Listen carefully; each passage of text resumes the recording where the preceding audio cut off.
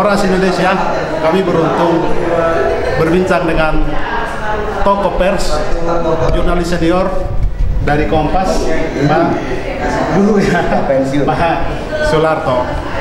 Horas Pak Sularto.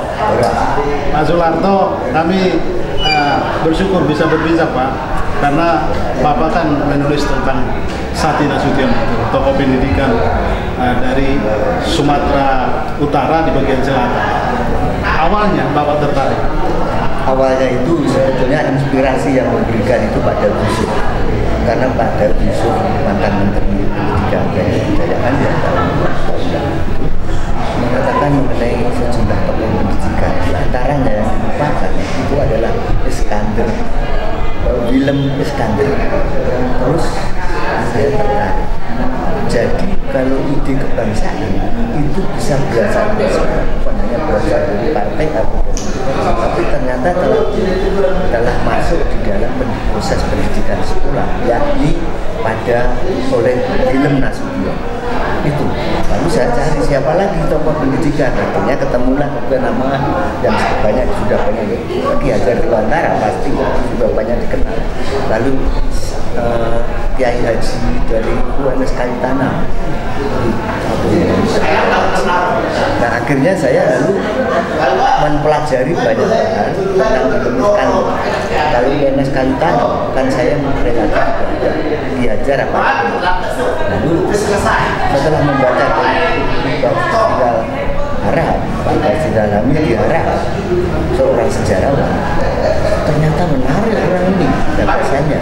Ternyata bukan hanya pendidikan yang dia perjuangkan, tetapi melalui prosa dan puisi yang tadi disebut dengan bahasa Mandailing itu.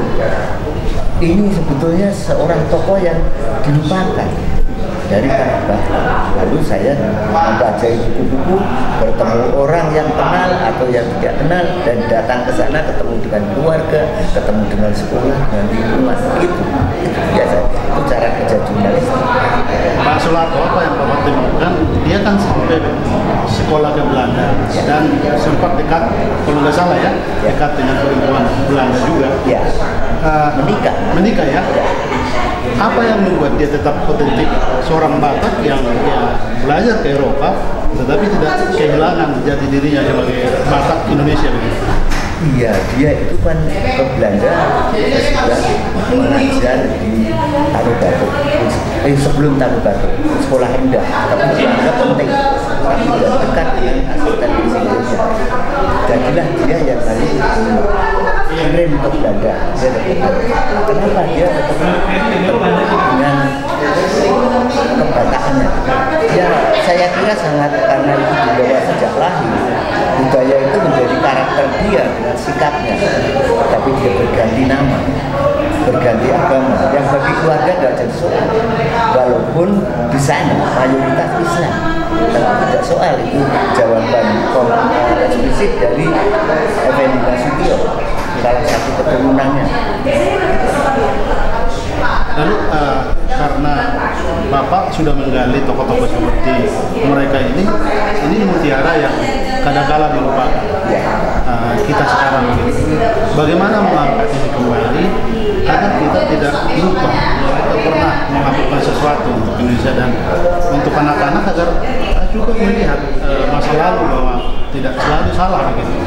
Tadi sudah disebut juga dalam diskusi tadi tentang perlunya ditulis tentang ketokohan dari masing-masing daerah yang mungkin tidak masuk, sehingga seorang Willem Iskandar itu adalah salah satu tokoh yang perlu ditulis, perlu sebagai sebuah ingatan kolektif dengan itulah.